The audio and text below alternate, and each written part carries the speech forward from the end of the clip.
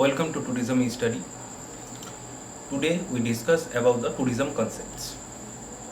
Here we covered the topics like that early and medieval period of tourism, modes of transport and accommodation, Renaissance and its effects on tourism, development of modern transport, communication and accommodation systems, and origin and concept of travel business, old and new age tourism.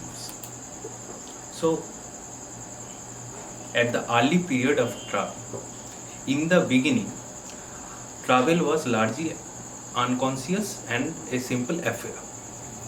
So, people traveled by foot over paths, open fields, as also forest. Movement across the landscape was tough adventure requiring great skills and endurance. There were no travel procedures and formalities as there were no frontiers. All human activity focused upon day-to-day survival. The early hunters were keeping themselves busy in search of necessities like food, water, shelter and other belongings. During a million years ago, changes in climate, dwindling food supplies or hostile invaders alone have made the people leave their homes to seek refuge elsewhere. Perhaps it was the invention of wheel about 5000 years ago which made travel become easier, followed by the invention of money by the Sumerians or Babylonia that lead to development of trade and beginning of a new era. As early as the 3rd millennium before Christ, Egypt was popular place for people from the then the known world. Then we go to the next slide, that is travel through ages. In the beginning, travel was largely unconscious and a simple affair. People travel by foot over paths and open field as also like forest. Movement across the landscape was tough adventure requiring great skills and endurance. There are no travel procedures and formalities as there we know the frontiers. All human activity focused upon day-to-day survival. The early hunters were keeping themselves busy in search of basic necessities like food, water, shelter, etc. These often mean difficult and dangerous travel for entire communities. Although travel in the prehistoric times was very unsafe and it did not stop early people from migrating all over the globe. During a millions year ago, change in climate, lack of food supplies, and many people, for this reason, many people leave their homes to seek refuge elsewhere. As early as the 3rd millennium before Christ, Egypt was popular place for people from the known world. The Babylonian king Sulgi, who ruled Egypt 4000 years ago, is said to be boast that he protected road, built gardens and rest houses for respectable travelers. We have to know the history of Egyptians. The Egyptian civilization attracted many tourists. The lighthouse of Alexandria was considered as one of the 7 wonders of the ancient world. Herodotus was the Greek traveler who has written about the journeys when he was traveling to Egypt by water bodies. On the arrival at Egypt, there were celebratory feasts, often with a sacrifice for thanksgiving. They celebrated feast with drinking a lot of wine. Graffiti and messages on the wall were symbolic of the fame of Egypt monuments. Between April and November, many tourists traveled a long distance to see the glorious monuments of the Egypt. Here we see the drawing of archaeologist T. Hermann Thrasea. After this, we have to know the history of Greece. New dimensions of tourism were developed by the Greeks, who had extended the known world east of Africa. Their maritime expertise was based on the growth of the city-states along the sea coast. This was because the mountains in the hinterland were not conducive to development of land routes. Their contribution to the development of tourism were as following. They established the system of currency exchange. The Greek language became the common language in the Mediterranean. The Greek hosted festivals to attract travelers from all over the world. One of the important festivals was the Olympic game. The Greek theatre also reowned, and people come from far and near to see the Greek tragedies and comedies. Scholars come to Greece to debate with its philosopher. The city-states become attractions for the visitors. Athens was a renowned destination then as now. It had hospitality facilities that provided food, accommodation, and entertainment like floor shows, dancing girls, and gambling. Here you can see the theatre and first Olympic stadium in the picture. After that, we know the history of Romans. The Romans had a keen administration for Greek manners and lifestyle. They had under their control, both politically and culturally, the largest empire in the West. For a long period, Roman legions brought peace and prosperity to many lands and people. As a result, not only the Roman elite but also the trading middle class began to build villas along the coastline and the mountains as a holiday homes. Tourism grew in this period for the following reason. In Rome, Roman coins were official currency all over the empire. The empire was served by an excellent and planned networks of roads called the Appian Ways, and waterways were also in popular use in all parts of the empire. Greek and Latin became official language of the empire, which stretched from Scotland in the west to the Europeans in the east. They developed spectator sports as a relief from boredom. Games and gladiatorial contests were very popular. There are many sightseeing trips and excursions took the tourist more attractive. Historic period of India, how the travel become popular.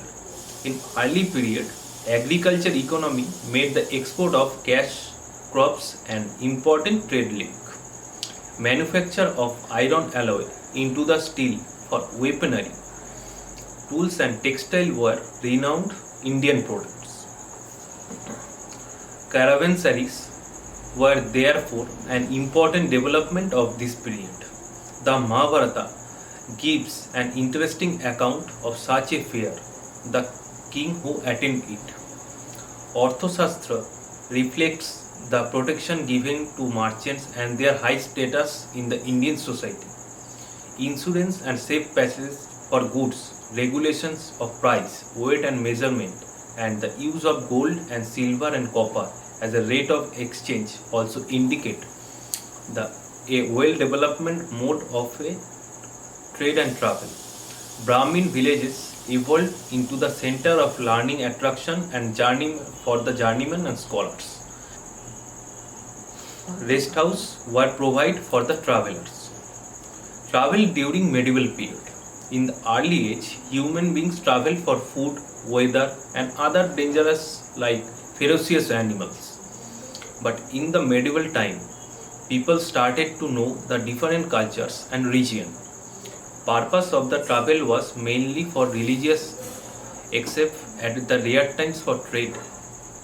A few wealthy people were funded by state or churches to travel for educational purposes. The important traveler whom visited many countries are as following, as like Huan Sang, Marco Polo, Shankar Acharya, and Al-Biruni. We have to know about the Huan Sang. His original name was Huan Tisang. He was born in a good cultured family in Chinese year 605. He was born in Henan province. He was a monk of Sanglui Young Buddhist Monastery. He came to India at 629 AD. He came to India by Khyber Pass. At first, he came to Kashmir. He stayed 14 years in India. He learned Sanskrit language during those time. Huan Tisang followed the Central Asian route and visited from Kashmir in the north to Saurashtra and Vallavi in the west, Kamrupa in east and Malakota in south. He stayed in various monasteries and came in touch with the scholars that time. His association with Harshavardhana and Bhaskara Barmana of Kamrupa adds special value to his work.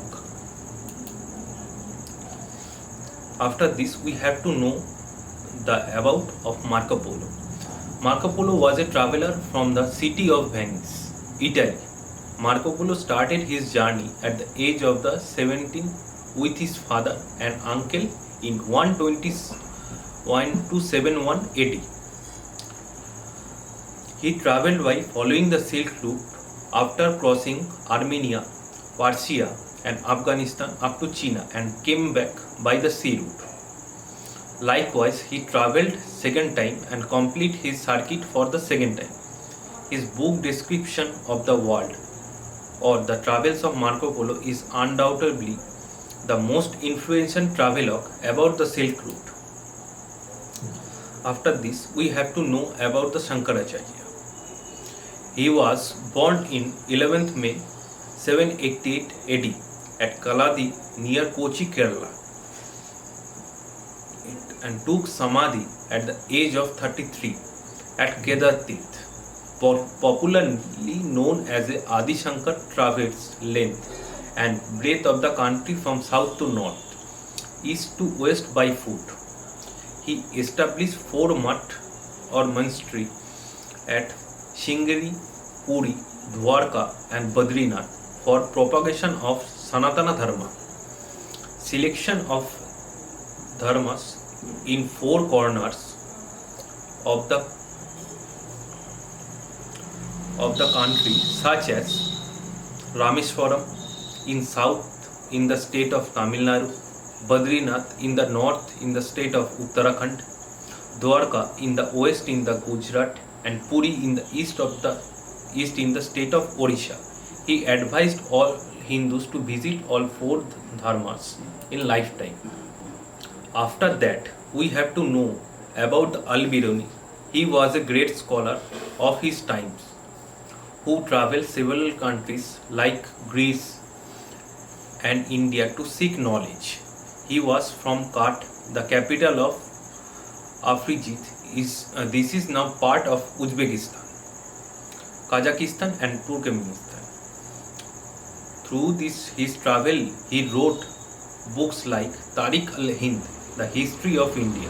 After knowing about the religion of India, and Al-Ustad, the master of the description of early 11th century, Al-Biruni had a command over several languages. He knew Syriac, Arabic, Persian, Hebrew and Sanskrit. After that, we have to know the travel for religious purpose. During the Middle Ages, a significant dimension was taken by travel for religious purpose.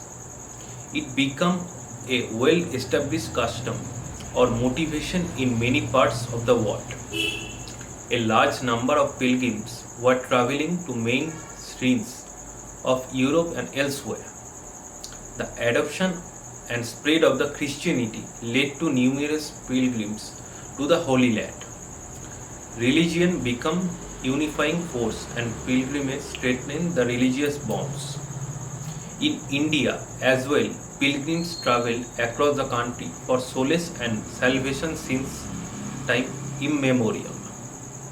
Emperor Ashoka in 3rd century the Great traveled a great deal in his eagerness to spread the principles of Buddha.